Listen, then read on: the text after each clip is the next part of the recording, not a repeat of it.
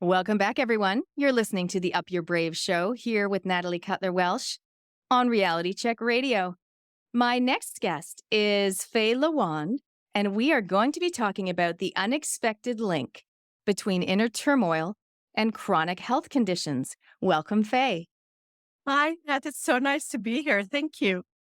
It's so good to see you after so long. Totally. For those of you that don't know Faye, Faye is not your average expert. She's actually a go-to guru for smashing internal conflicts and feeling like yourself again, or for the very first time. Imagine having 3 burnouts and turning that chaos into a powerhouse of healing wisdom. That's Faye's story.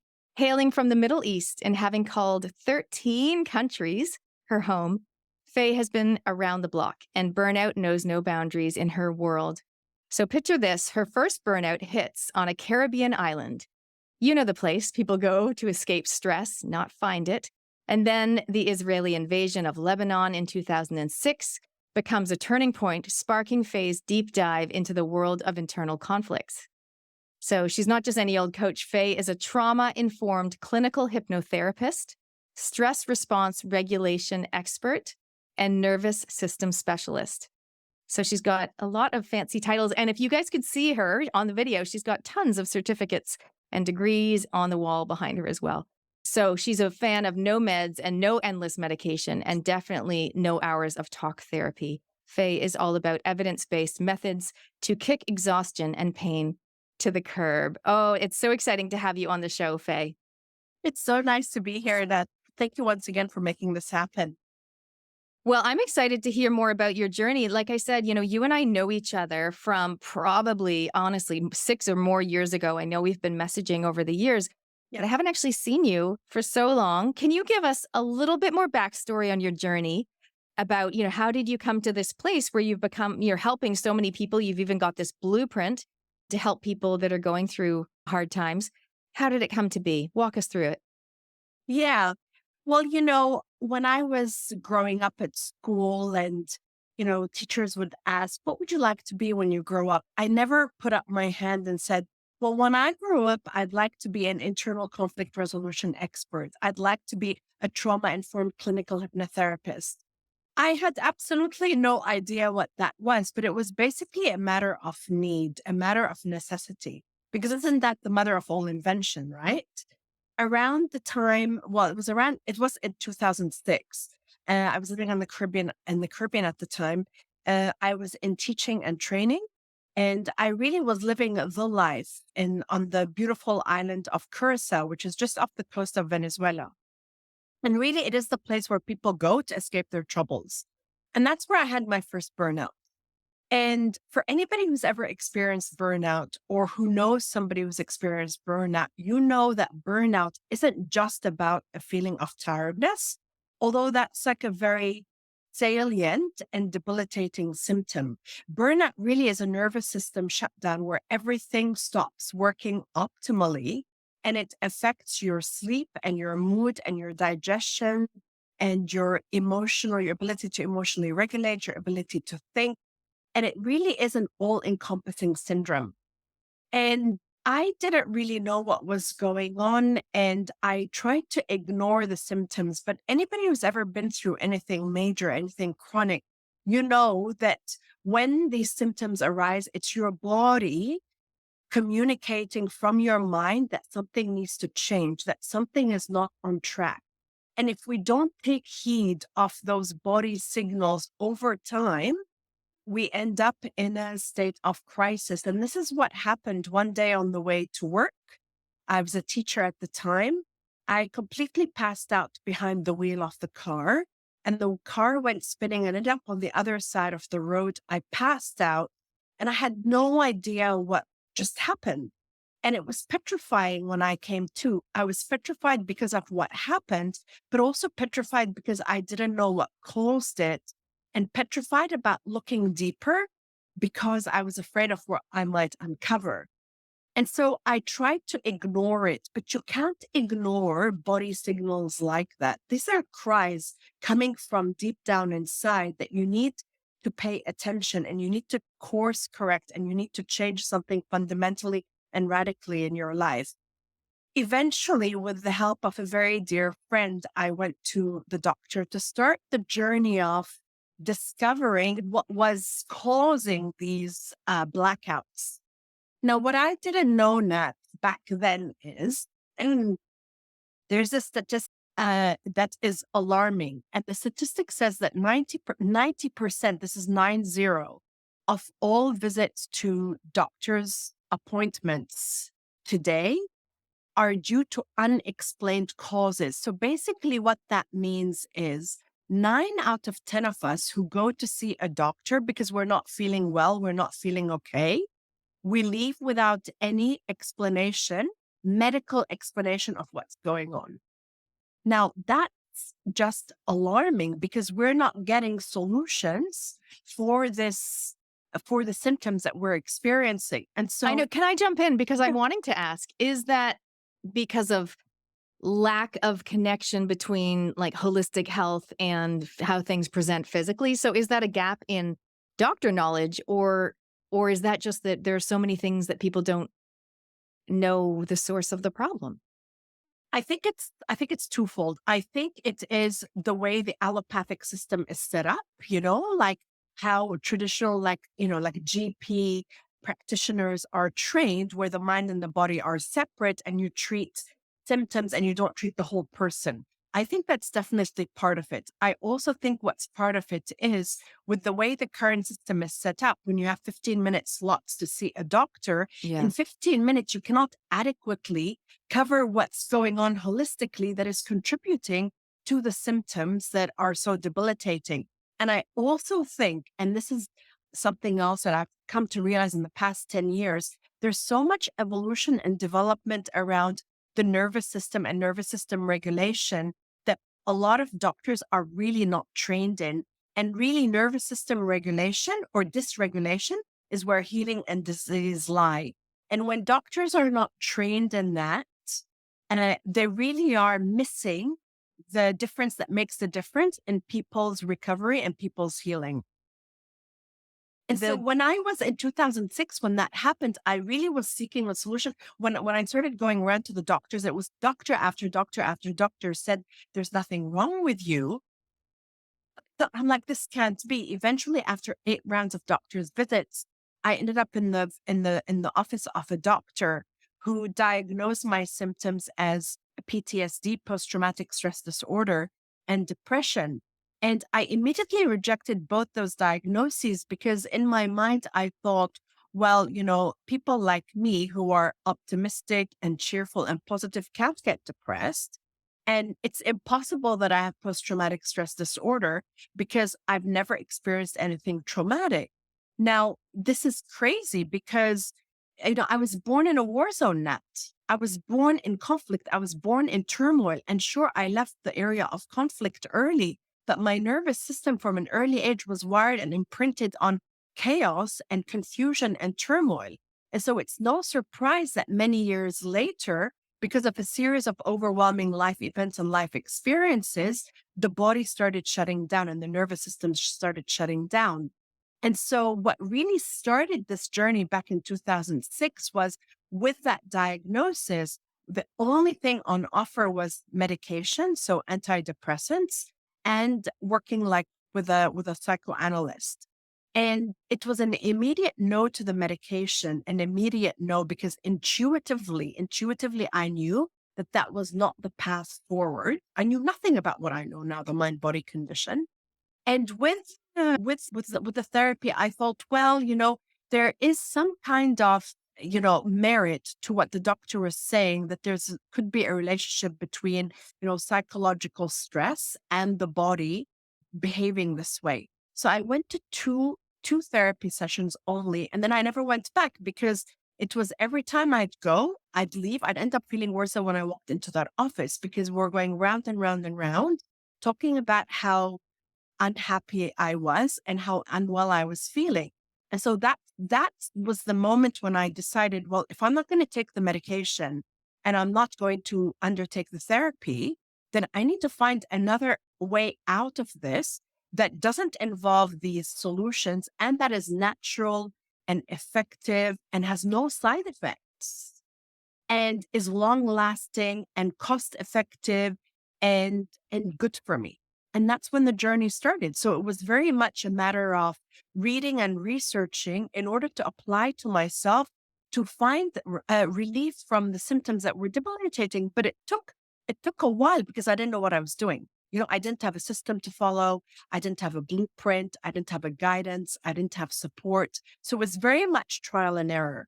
And then eventually, when all my symptoms cleared and really like life turned around, that I put it all together into a system, the mental health blueprint, in order to help others with debilitating symptoms of poor mental health, exhaustion, and pain, so that they too can find solutions and a way out of this that doesn't involve therapy and medication or even meditation, because those solutions will not help you overcome poor mental health, exhaustion, and pain. The tragic thing is there'll be thousands of people around New Zealand, let alone the rest of the world, on a similar journey or who have traveled a similar path. Why is it so hard to get access to actual information? Like this allopathic system, I'm so done with it. I really have to say. I It's think we time all are. its time has come and gone because looking at the body so separate, not looking at the root causes, not looking at the holistic picture, is just ridiculous. And it really, I mean, honestly, I think all GP clinics should have a sign out the door that just says sponsored by Pfizer. Yeah, Because exactly. honestly, transparency. So I think times are changing, which is great. I think it's sad that people like you and thousands others have to really do their own research and forge their own path to find more whole body, holistic options. So, what can you share with us today? What are some practical tips or strategies or insights that you can share for anyone who is suffering from some of those things that you just mentioned, the exhaustion, the burnout? Maybe it's from trauma or turmoil. Yeah, is there anything specific that people can do to help them head down the path towards health again? Yeah. So if I may, I'll share the 3 steps of the blueprint, because that may plant seeds of directions in which one can go and start exploring and uncovering what's really driving the system to behave this way. Because now here's something, here's something which is really important to keep in mind. The body knows how to sleep. The body knows how to digest food. The body knows how to regulate hormones. The body knows how to ward off disease and how to ward off viruses. The body knows how to have babies. The body knows how to do all of this. And just because it just seems so normal and so commonplace that bodies in the modern West are not doing that, it doesn't mean it's natural. It's not natural at all. And one of the things that happens a lot when we go to when we seek allopathic solutions, is that they tend to normalize our symptoms. And for me, that's a form of gaslighting, when when your journey isn't being honored and isn't being validated in the way that you're presenting it. And so what took me 16 years to uncover are 3 really important steps in overcoming these conditions. The first one is supporting the nervous system. This is so important. And when we're talking about the nervous system, we're talking about the autonomic nervous system. So that's like the automated part of our neurology that basically secretes our hormones and our enzymes and our glands, and is also the part of our neurology that regulates our stress responses.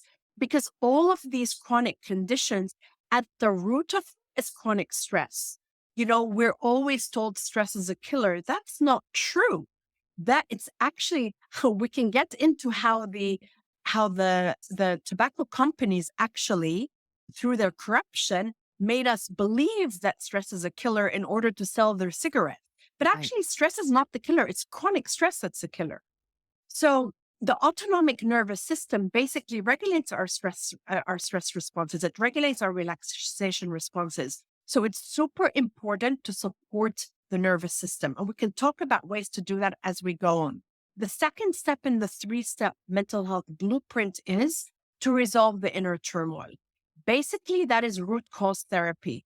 It is getting to what initially drove, what life experiences, what life events, what overwhelming experiences, what adverse childhood experiences, what traumatic experiences actually led the system to a place of shutdown, to a place of frozen response. Because without actually bringing the system out of that frozen response, we do not stand a chance of healing and resolving these chronic conditions. So the second step is overcoming inner turmoil. And that's why what I do is called internal conflict resolution. You've got to resolve the inner mess and the inner chaos in order for your life to be the life that you want, one of calm and health and confidence and feeling in control. And the third step in the mental health blueprint is eliminating chronic stress. It's not managing stress. This is one of the other myths that is out there. When you go to the doctors, they say, oh, how are your stress levels? You need to manage your stress. Well, you don't need to manage stress because really stress isn't problematic. You need stress. I mean, stress is a mobilizing response. We would not be able to be where we are today if it weren't for stress. So it's not stress that's the villain. The villain is the chronic stress. It's that constant biology of stress hormones that eventually debilitates the system and creates systems to start shutting down. That's what needs to be eliminated. And part of eliminating the chronic stress is educating ourselves on the advantages of stress and the new science of stress. Because there's a lot of research now since like 2009, 2010 out of Stanford University through the work of Kelly McGonigal and her colleague Alia Krum around the new science of stress and the new stress responses and how with our mindset, we can actually channel the stress hormones that are secreted during stressful situations to produce a different biology that is more resourceful for us so that the body isn't constantly churning these stress hormones that over time can really wear down the system. So again, those 3 steps of the mental health blueprint to overcome these chronic conditions is support the nervous system, overcome inner turmoil, and eliminate chronic stress. Yeah, I mean, you make it sound doable, but it also sounds like a bit of a journey. Is it a journey? Is it like a certain process, and do we need to do them in order? Well, I mean, it's not a quick fix, but it is extremely efficient, extremely rapid, extremely effective. And now, because I've perfected it over the years, it's actually has become quite fail proof. Yes, it does require commitment. It does require an investment of time and energy and dedication. And usually it does not take more than 3 months. Honestly, Nat, if you're doing it in a sequential way and you're doing it with the right resources, the right structure, the right guidance, and the right accountability, the longest I actually ever worked with somebody is 3 months. Now, in my case, it took me years to come out on the other side because I didn't know what I was doing. I was kind of making it up as I went along. But now that everything is systemized, it now is a maximum of a 3-month process. Now, to your question about does it matter? Does the order matter? I would say yes and no. But if you want to fast track the process, I say start with supporting the nervous system, because really at the heart of all of these issues is a dysregulated nervous system. Of course, it gets dysregulated, the system, because of the inner turmoil and because of chronic stress. And of course, you want to eliminate the chronic stress. And of course, you want to conquer the inner turmoil. But the fastest, surest way to do that is to start by really supporting the nervous system. What do we mean by that? What we mean by that is actually teaching the nervous system the physiology of safety, like teaching the body that actually it is safe. Because the only way that this nervous system freaks out and goes into these frozen shutdown states is if it perceives that there is threat or danger. And that threat or danger can either be real or imaginary. And for us in the West, now, of course, if you were talking to somebody in the Middle East, that danger is very actual. It is an actual life-threatening danger. It's a very real threat and a very real danger. So the physiology of danger and the physiology of stress that is created right now in these war zones is very different to the physiology of stress hormones that is created for us here sitting in New Zealand, right? We are not facing life-threatening situations, I would say, for the most of us listening to this channel. And so there is something else going on internally, and usually it's like an emotional threat or an emotional stress that then is triggering the same biology of stress internally. And if we don't teach the body that actually it is safe, the body will continue to be in that bracing state, in that bracing mode. And over time, will go into chronic frozen shutdown states. So part of supporting the nervous system is creating the physiology of safety. And that's always where I start, always. And for your listeners, whether you decide to do this work with me or with any other practitioner, I would really encourage you to start with with that safe space, creating the safe space. That's a way to really anchor you, ground your nervous system, and to fast track the process. But part of supporting the nervous system as well, Nat, is also regulating our circadian rhythms. It's regulating our biology. It's looking at things like, our sleep, our circadian rhythms. It's looking at things like, our zinc levels, our vitamin D levels, our iron levels, our magnesium levels. I'm just thinking, imagine if the government had mentioned these things over the past 4 years. Well, I mean, because this is very cost effective. This is the thing. They're not going to be able, nobody's going to profit from this. I know. I just had to mention that. Other than you, other than us. Those are the only people that will want. It's us. Carry on. I just had to throw that in. I couldn't. But also part of supporting the biology is examining your relationship, supporting the nervous system through regulating biology is also looking at your relationship with alcohol, your relationship with coffee, your relationship with certain foods, certain allergens. And also part of supporting the nervous system is, and this is crucial, is activating the body's inner calm. Now, what do I mean by that? It's not like, having a glass of wine or having a bath or getting a massage or binge watching Netflix. Those are they're more like leisurely activities. They're not relaxation. What I mean by activating the body's inner calm is doing things that will quite literally shift the nervous system from a place of stress to a place of relaxation. So it's activating the relaxation response, basically. And that's like hitting the brake.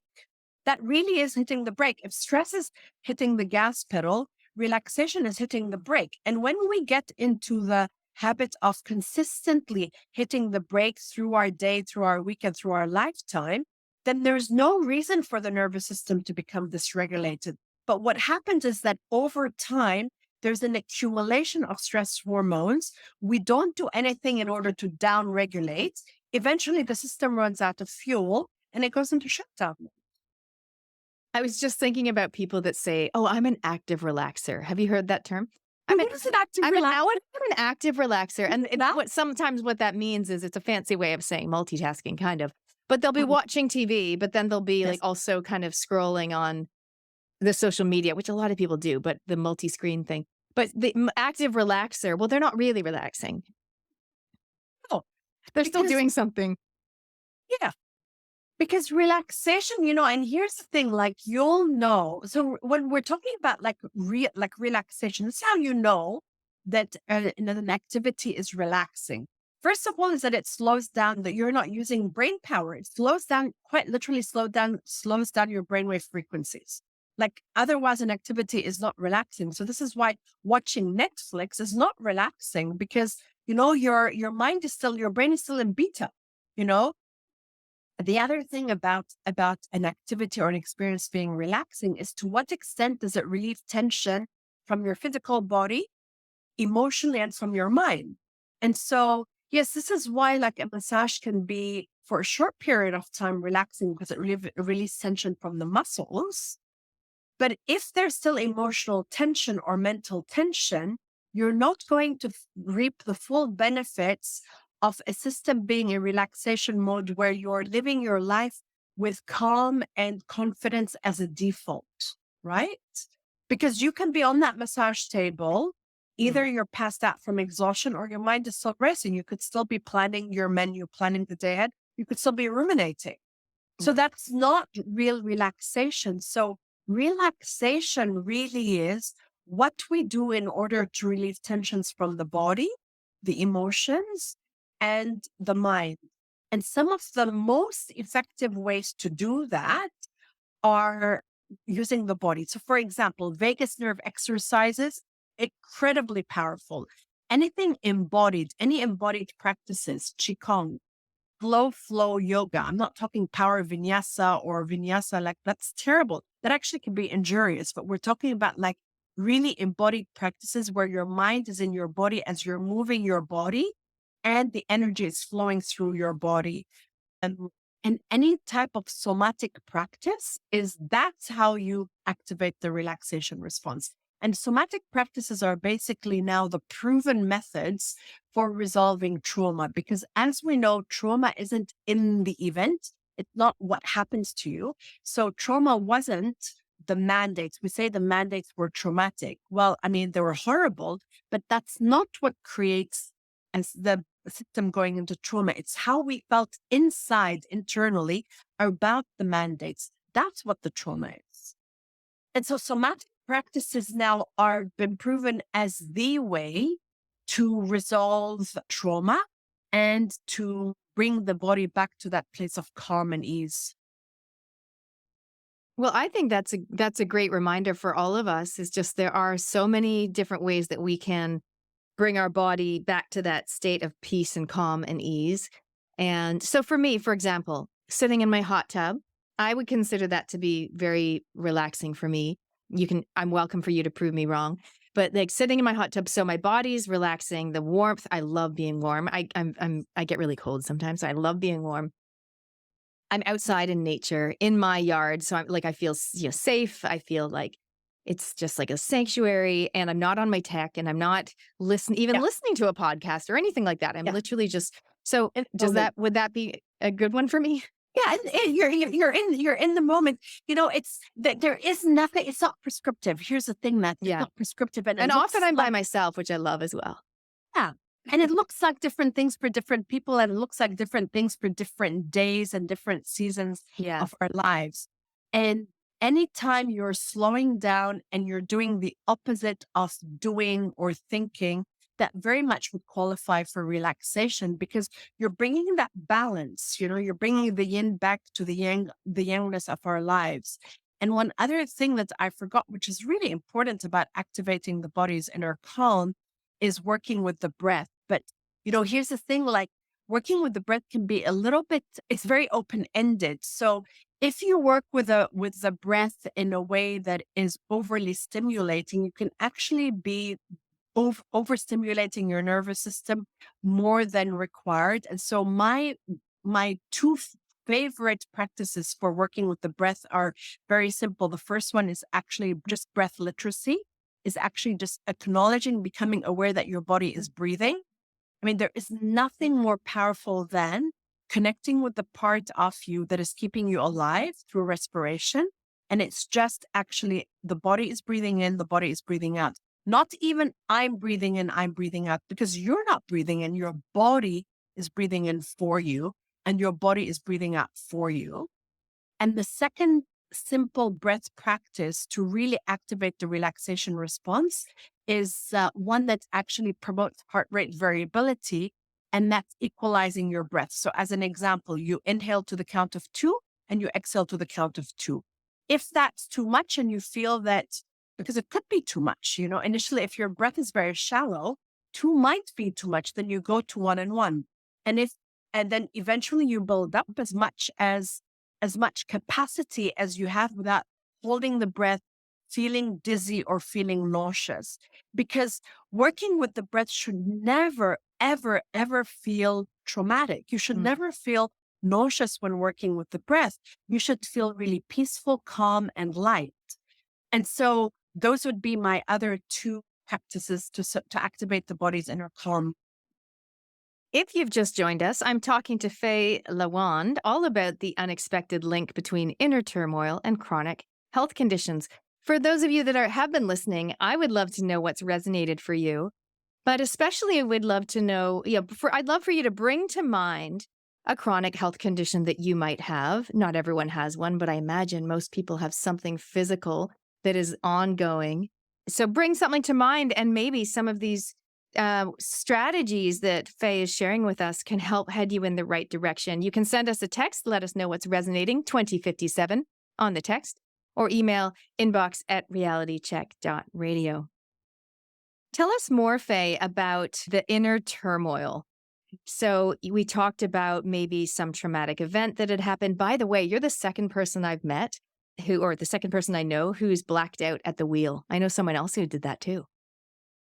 And I'm sure there's many And more.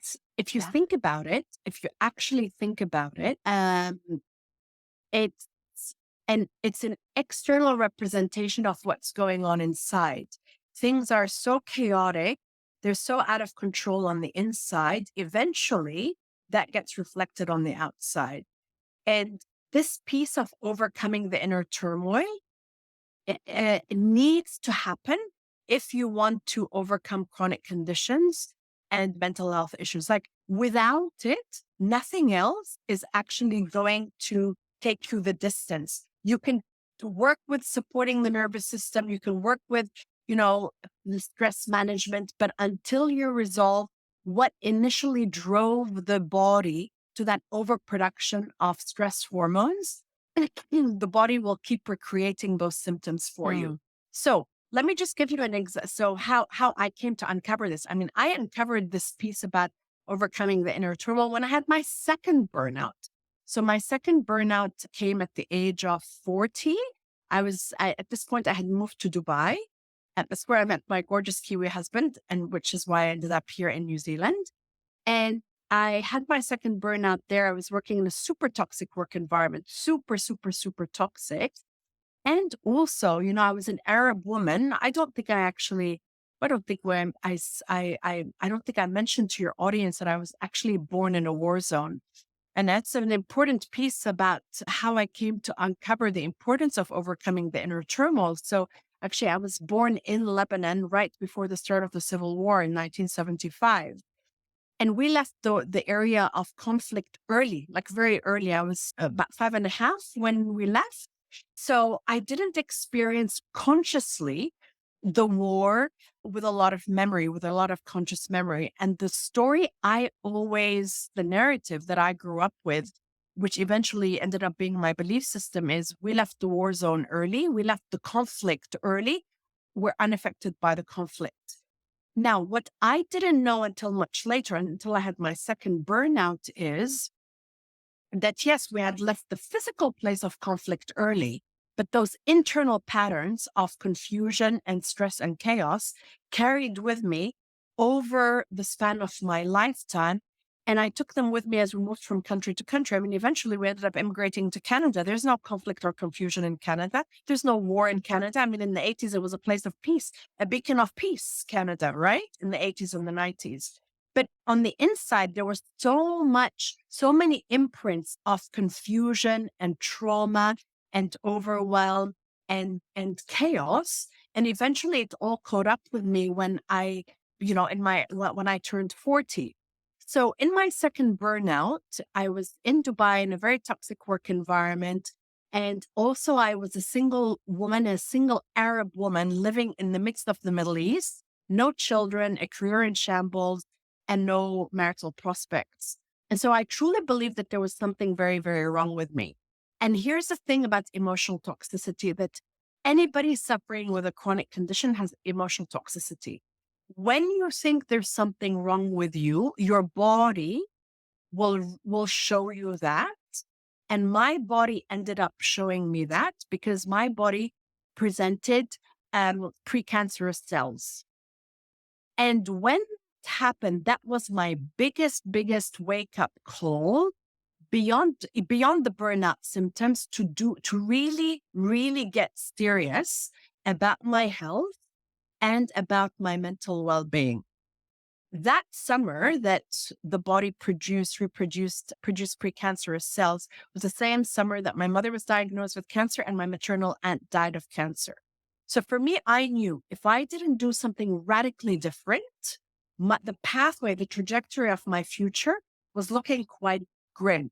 So this is when I got really serious about digging into root causes, like what really causes, like really what contributes to that, like beyond diet, beyond, genes, beyond lifestyle, like what really contributes to these terminal conditions, these debilitating conditions.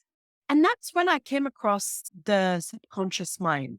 And I don't know about you, Nat. I don't know, if what you're in your journey, what it's been like. But for me in my journey, anytime something really important and when I encounter something really important or transformational, the minute that I hear the word, I actually feel a resonance in my body.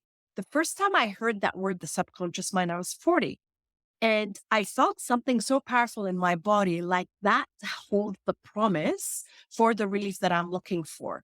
And when I started listening and digging more into the subconscious mind, it's the part of the mind that is the storehouse of all of our emotions and all of our memories, but also the part of our mind that actually runs our body, the part of the mind that beats our heart and breathes our lungs, and how the two can actually influence one another.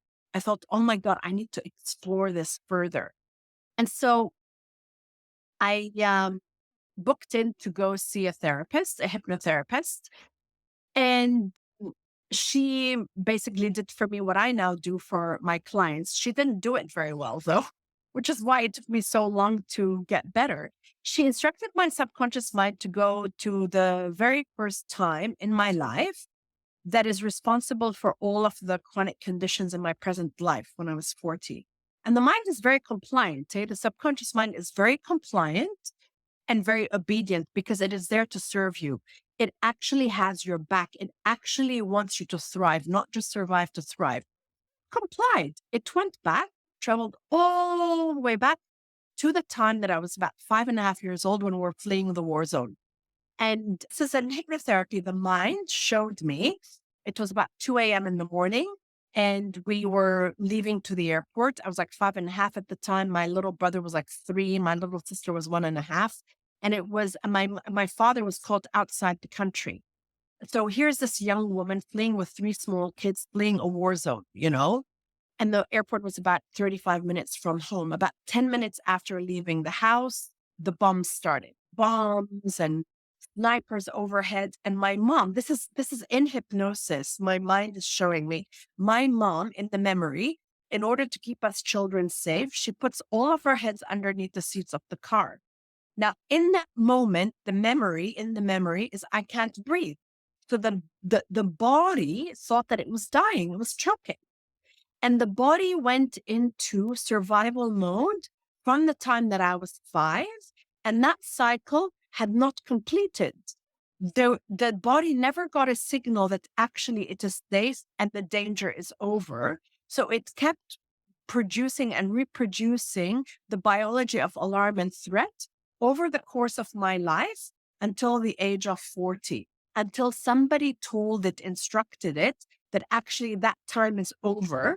That turmoil is over. It's in the past and you're safe now and it's okay to move on. And let me tell you, after that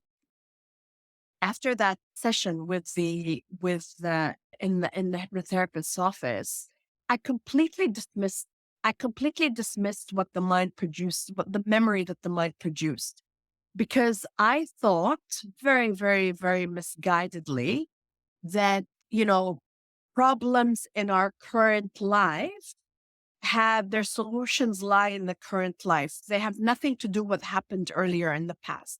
That is the biggest load of baloney, because how could the things earlier on in our lives not imprint where we are today? It took me 6 months actually to acknowledge that that event could very much be the root cause of all the other difficulties and challenges and chronic conditions that I was facing.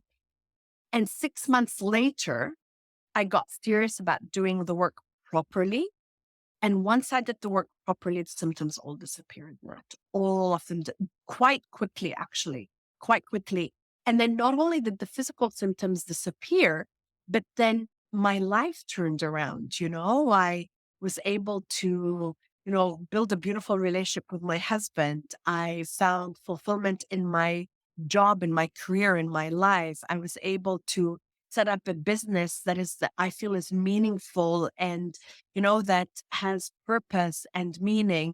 And I honestly feel like healthier and happier at 53 than I did when I was in my 20s and my 30s and my early 40s. And I really attribute that to that deep inner work of clearing out all of the weeds that were really getting in the way of flourishing the way that I wanted my life to flourish. Yeah, so root cause therapy is at the heart of overcoming inner turmoil. And I imagine for some of our listeners, this will be a bit of an aha moment because some people will have heard of that, getting to the root cause and going back to the early stage with someone who's trained to help you guide you through. And other people might not have heard of anything like that. So this might be an aha for people. And I just want to remind people, correct me if I'm wrong, that it doesn't have to be such a traumatic event that Faye experienced. It doesn't have to be that you were fleeing a war zone. I mean, that's pretty extreme. But it can be something that doesn't seem like a big deal at all, right? Yes. But your Like, body still remembers it. Yes. And here's the thing, like a lot of people, when I share my story with them, they either relate to it or not. They say, oh, but I've never lived through a war. And here's the irony of it, that even though I lived through a war, but then it was constantly, we'd go back to Lebanon and we'd get caught up in the war zone, we'd get caught up in the conflict and we'd have to flee. So this was like a lifetime of these episodes happening. So even with all of that, Nat, I completely dismissed any notion that I've ever experienced trauma, because in my mind, trauma is like molestation, rape, kidnapping, or abuse. And of course, these are the biggest expressions of trauma. It's what I call big T trauma. Mm-hmm. But as you rightfully pointed out, trauma is anything that overwhelms us that doesn't involve something dramatic. It could be being bullied. It could be a verbal breakup. It could be experiencing what we all experienced during the mandates. It could be a financial difficulty. It could be, having being in a relationship with a narcissist or being gaslit. All of these will create an internal feeling of dis-ease that will change the internal chemistry and the internal biochemistry. So I suppose the good news is that it's never too late if someone is brave enough or focused enough to do some work in this area, it's never too late to release, I guess, yourself of that burden and release, if that's the right word, the inner turmoil and hopefully, therefore, the chronic health condition. And that is definitely the pathway to releasing and overcoming chronic conditions. It's to overcome the reason why the body got there in the first place, which is basically the inner turmoil.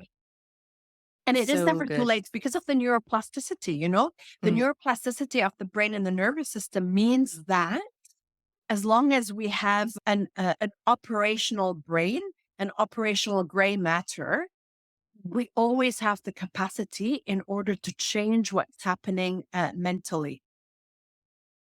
So much to think about and some aha moments, I think, for some of our listeners. Faye, I'd love to know from you, what is one thing you've done in the past year where you truly upped your brave? Okay, it may sound, it's not, I don't know how, for me, it basically strengthened my internal muscle of keeping a promise to myself, which then in turn gave me like a sense of mental strength. And that is that I quit alcohol on New Year's Eve, 2022. And I went for over 100 days. So I made a commitment to myself to not have any alcohol for 100 days. And I did 106 days. And for me, other than the health benefits that came with it, the most important part of that was saying to myself, I'm going to do something, keeping myself accountable and keeping a promise to myself, even when things were, like really tempting, like on New Year's Eve or like when we went to Rarotonga. But yeah, I just feel so much better for it. And are you proud of yourself for that too? Yes. And now I'm doing a dry November and possibly going through till the end of the year. We'll see. Yeah. Amazing. What about what's on your bucket list? Anything you'd love to do, be, or experience in your lifetime, and something maybe that we can help you with? On my bucket list mostly involves travel experiences and travel destinations. And we're very much setting up our lifestyle and our lives in order to in order to be able to do that and to live across multiple worlds. But in terms of something else that's on my bucket list is to be interviewed by two of my favorite journalists, even though they're mainstream journalists, are John Campbell and Ryan Gosling. I really enjoy their manner and their interview style. Is Ryan And Gosling a host? Isn't he an and he's actor? the one, isn't he the one of, am I mispronouncing his last name? He's on the Breakfast Show, the dark-haired guy. I just think he's got a great manner, great edge from the Breakfast Show. Okay. So Okay. From I don't know AM if show. anybody in your community knows them. I would love to be interviewed by them. Okay. Well, we'll put it out there if anyone knows Ryan, who's not Ryan Gosling, but hey, he can interview you too, or maybe John Campbell. They can Yeah, it's connect John you. Campbell. Well, you know what? I would love to see them. I did get a few of my clients back in the day onto the AM show speaking about a little bit of holistic health and, a little bit of getting some of this stuff on there. I even had one of my clients talking at one point about masks. This is before they did the crackdown on masks. So we got a little bit in there. But hey, if they're open to talking to someone about the root cause of health conditions, then I say bring it on. Definitely. Yes. Yeah. Amazing. What is coming up for you in the next 6 months? It sounds like you're doing some traveling. What else is coming up in terms of your business or your personal journeys, and how can people connect with you online? Yes, and thanks for asking. So, social media is just my name, Faye Lawand, across all the platforms. Same thing for my website. I have a few free offerings coming up before the end of the year. One of them actually is about a three-step guide to resolving trauma, because this is absolutely key to resolving chronic conditions. I also have another free event before the end of the year about decoding dreams, because working with dreams is truly transformational to living the life that you want. And I also have in the new year a 66-day program to help you activate your body's inner calm. So all of these things that we talked about, which are foundational in supporting the nervous system to overcome these chronic conditions, together we'll be walking through it in a 66-day sequence. I think activating your inner calm. Well, all of those will be really, different strokes for different folks, but I love the idea of the dream one. That would be, I'll be like, yep. And other people will You're so definitely welcome. be into Please the one join. about the calm. How do we find these? So my email list. So maybe if you just send me an email on social media, so Instagram, LinkedIn, Facebook, it's just my name, Faye Lawand, or shoot me an email and I'll add you to my list. Amazing. So I'm going to spell it for everyone again. So it's Faye, Lawand, Lawand, correct? Yes. And actually, if your listeners would like, I actually have a 30-day nervous system well-being calendar that gives you 30 different tips, micro tips on how to support your nervous system, which is that foundational step that we talked about. And I'm very happy to make that available as well to your listeners. Shall I send you the link? That sounds great. So what we'll do is if you send me the link, because we're obviously on the radio, we're audio only. Yeah, I will put the link on the replay page, and everyone, I will also put the link. And on the same week that this airs, I'll put the link on my Facebook page, and that's pretty easy to find as well. Up Your Brave with Natalie Cutler-Welsh. And I'll put that on there with a photo of you and me, and I'll have the link, and that'll be awesome. That's so generous of you. Thank you. What I really love about that is giving our listeners some actionable tools or strategies or things that they can do to implement some of the things that you've highlighted to us today. What else would you love to share with our audience before we wrap things up? Oh, I just want to say, Natalie, thank you so much for the work that you're doing in the world. I think it's so important to have these brave conversations and to come together as a community to support our bravery muscles, right? Because really, I mean, the power of community is everything. And I think we discovered that over the past 3 or 4 years. And really, I think the only way that we can forge forward with the type of future that we all want is with a community that embraces these values. Well, thank you for those compliments. You know, Yes, I love doing this. I love to speak. I love speaking to people like you, and I love the concept of flexing our bravery muscles. Yes, yeah, indeed. totally. Amazing. Thank you so much, Faye. Is there anything Thank else you, you want to mention Max. before we go? No, thank you so much for having me. It was really lovely to connect with you and with your audience.